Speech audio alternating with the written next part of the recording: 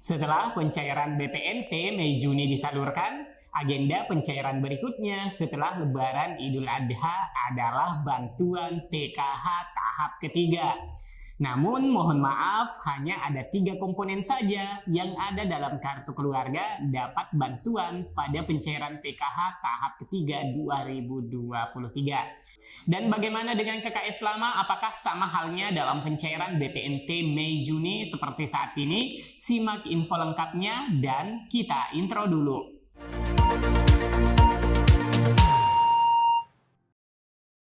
Assalamualaikum warahmatullahi wabarakatuh.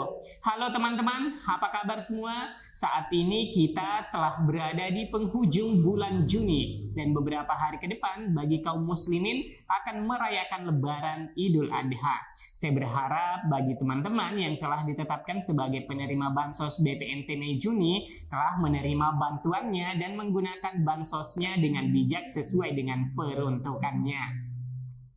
Semoga teman-teman pemirsa YouTube yang menonton video kali ini diberikan kesehatan, kelapangan rezeki, diliputi keceriaan, serta kebahagiaan. Amin ya rabbal alamin. Tidak dipungkiri, seringkali kita mendengar beberapa keluhan dari masyarakat mengenai pemberian bantuan sosial atau bansos yang terkesan tidak merata dibagi ke masyarakat. Dan ada tanggapan bahwa pencairan BPNT Mei-Juni ini hanya diperuntukkan bagi KKS baru. Apakah benar demikian? Mengenai bansos yang ada saat ini, seseorang bertanya mengenai kenapa keluarga miskin atau bahkan di bawah garis kemiskinan tidak mendapatkan bansos. Nah, ini kemarin pas ketika saya melakukan verifikasi validasi di lapangan, keluhan seperti ini disampaikan oleh tetangga KPM yang kebetulan diverifikasi dan divalidasi di lapangan untuk bansos permakanan tahun 2023 yang diperuntukkan untuk lansia tunggal. Nah, tetangga beliau pun ini menyampaikan semacam keluhan bahwa rumah yang dimilikinya memang nampak bagus dari depan. Namun secara ekonomi boleh dikata tambal sulam. Nah, karena kami hanya SDM petugas lapangan yang melakukan verifikasi dan validasi data yang sudah ada dalam DNBA, akhirnya saya menyarankan kepada tetangga KPM tersebut jika saja atau siapa saja yang memang merasa layak untuk mendapatkan bantuan sosial atau bansos seperti itu program Keluarga Harapan PKH maupun program sembako agar melakukan pendaftaran secara mandiri melalui kantor pemerintah desa ataupun kelurahan setempat. Nah, ini tentunya didasarkan dalam aturan pengusulan penerima bansos yaitu Undang-Undang Nomor 13 Tahun 2011 dan Permensos Nomor 3 Tahun 2021. Yang menyebutkan bahwa semua program bantuan dan pemberdayaan pemerintah dalam rangka penanganan fakir miskin harus berdasarkan data terpadu kesejahteraan sosial DTKS, sedangkan DTKS berbasis data kependudukan. Pada dasarnya, pengusulan untuk masuk dalam DTKS ataupun pengusulan menjadi keluarga penerima manfaat KPM Bansos yang merupakan program reguler Kementerian Sosial Republik Indonesia, baik itu sembako, PKH, PBI, itu merupakan kewenangan pemerintah daerah kabupaten kota bersama pemerintah lingkup terkecil yaitu di desa kelurahan. Artinya, setiap lurah dapat mengusulkan warga yang tidak mampu dan membutuhkan di wilayahnya untuk masuk DTKS dan mengakses bantuan. Selain pengusulan dari pemerintah desa atau kelurahan, bagi masyarakat pemerlu bantuan juga bisa menggunakan aplikasi Cek Bansos yang dapat diunggah pada Play Store, di mana warga bisa mengusulkan diri atau tetangga yang ada di sekitarnya bisa diusulkan menjadi penerima melalui fitur usul, dan dapat pula juga di sini menyanggah bila saja ada warga yang sudah mampu namun masih mendapatkan bantuan sosial bansos. Jadi di sini cek bansos ini bisa dimanfaatkan. Selain itu, warga yang merasa kurang mampu dan membutuhkan akses bantuan sosial namun belum masuk dalam DTKS atau sudah ada dalam DTKS namun belum pernah diusulkan untuk mendapatkan bansos, itu dapat melaporkan diri melalui unsur pemerintah terkecil di wilayahnya, baik itu RT, RW, kepala dusun, lurah, ataupun kepala desa agar dapat diusulkan sebagai KPM bansos. Nah, apabila pengusulan sudah dilakukan melalui aplikasi maupun dengan mekanisme pengusulan dari pemerintah desa maupun kelurahan, selanjutnya akan ada kunjungan rumah dalam rangka verifikasi kelayakan keluarga tersebut sesuai dengan kriteria yang telah ditentukan oleh Menteri Sosial Republik Indonesia.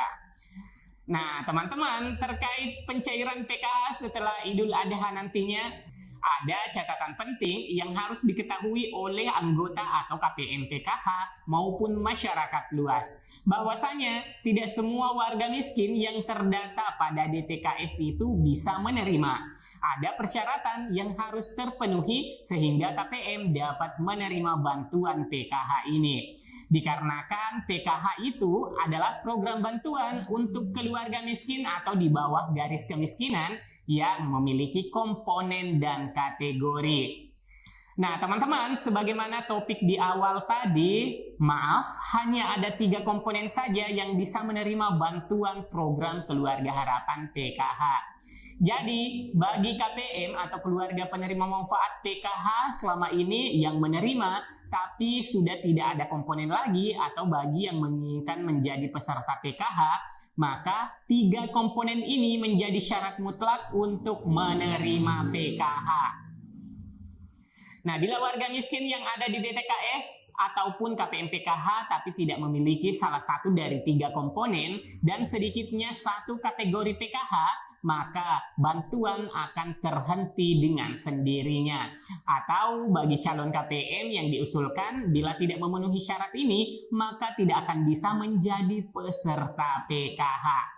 Nah, teman-teman, apa saja sih komponen yang harus ada dan kategori apa saja yang harus ada dalam PKH? Dikarenakan paling tidak memiliki salah satu komponen dan setidaknya ada 1 kategori yang dimiliki oleh penerima manfaat barulah bisa mendapatkan PKH. Teman-teman, perlu diketahui bahwa syarat cairnya PKH itu harus ada dari salah satu atau lebih komponen dalam keluarganya. Nah, setiap komponen itu terdapat beberapa kategori di dalamnya. Dan teman-teman, kategori ini adalah syarat mutlak bagi penerima program Keluarga Harapan PKH. Oleh karena itu, betapa rentannya kehidupan di bawah garis kemiskinan, sekalipun bila tidak memiliki salah satu kategori, maka itu tidak akan pernah mendapatkan bantuan PKH walaupun pada pencairan tahap 3 yang mulai disalurkan sekitar bulan Juli, Agustus, dan September. Nah, teman-teman, adapun 3 komponen PKH yang dibayarkan bantuannya, di sini saya akan merinci satu persatu. Karena PKH itu sendiri terdapat 3 komponen, di mana setiap komponennya terdapat kategori-kategori anggota keluarga. Baik teman-teman, yang pertama itu komponen kesehatan. Nah, komponen kesehatan di sini untuk PKH terdapat 2 kategori di dalamnya, yaitu kategori ibu hamil atau nifas dan kategori anak usia dini. Untuk kategori ibu hamil yang terbayarkan adalah kehamilan kedua. Jadi teman-teman atau ibu-ibu penerima PKH jika sudah memiliki 2 anak lantas hamil lagi, nah ini tidak masuk menjadi komponen ya teman-teman, meskipun kenyataannya sebagai ibu yang sedang mengandung. Namun yang disebut komponen berkategori bumil atau nifas hanya untuk kehamilan kedua. Untuk ibu hamil sendiri pada tahap ketiga nanti ini sudah bisa terbayarkan teman-teman ya, dikarenakan aplikasi di 6NG saat ini sudah bisa memutakhirkan ibu hamil. Tetapi dengan syarat bahwa KPM ibu hamil ini harus melaporkan ke operator 6NG ataupun pendamping sosial mengenai bulan awal kehamilannya. Nah, untuk anak usia dini ini sedikit berbeda dengan istilah balita. Nah, jika istilah balita adalah umur akomodasi anak usia prasekolah atau belum bersekolah formal yang berusia itu mulai dari 0 bulan hingga 6 tahun 0 bulan. Baik teman-teman, komponen berikutnya yang dibayarkan pada program Keluarga Harapan atau PKH adalah komponen pendidikan. Nah, untuk komponen pendidikan yaitu anak yang bersekolah pada jenjang sekolah formal yang terdaftar pada Dapodik ataupun EMIS. Nah, selanjutnya untuk komponen yang dibayarkan pada PKH adalah komponen yang ketiga yaitu komponen kesejahteraan sosial. Nah, teman-teman, untuk komponen kesejahteraan sosial yang meliputi disabilitas berat dan lansia. Namun, teman-teman harus memastikan ya pada pemutakhiran Siksenji itu sudah melaporkan anggota keluarga disabilitasnya dan jenis disabilitasnya pada operator Siksenji maupun pendamping sosialnya. Dan di sini perlu diketahui bahwa tidak semua disabilitas atau kecacatan itu bisa masuk menjadi penerima PKH. Tetapi kecacatan berat adalah disabilitas yang tidak dapat beraktivitas tanpa bantuan orang di sekitarnya. Nah, teman-teman, terkait kartu KKS lama, apakah akan menemui masalah seperti pada pencairan BPNT ini yang kabarnya banyak yang belum cair? Nah, teman-teman, ini harus dipahami bahwa Kementerian Sosial tidaklah membeda-bedakan yang mana dulu akan dicairkan. Akan tetapi, itu tergantung kesiapan dari data. Dan pastikan data sinkron pada saat verifikasi rekening keluarga penerima manfaat atau KPM. Dan terkait KKS lama ini, tidak sedikit dokumen kependudukan di Capil terbaru. Setelah dilakukan sinkronisasi, ada selisih data seperti beda NIK, tanggal lahir KPM, nama ibu kandung, alamat KPM, bahkan nama kadang-kadang berbeda penulisannya. Nah, jadi itu dibenahi agar KPM betul-betul yang menerima adalah tepat sasaran dan tepat orangnya. Baik teman-teman, demikian yang bisa saya sajikan pada video kali ini. Like dan share ke media sosial dan grup-grup teman-teman punya jika video ini bermanfaat. Sampai jumpa di video selanjutnya. Wassalamualaikum warahmatullahi wabarakatuh.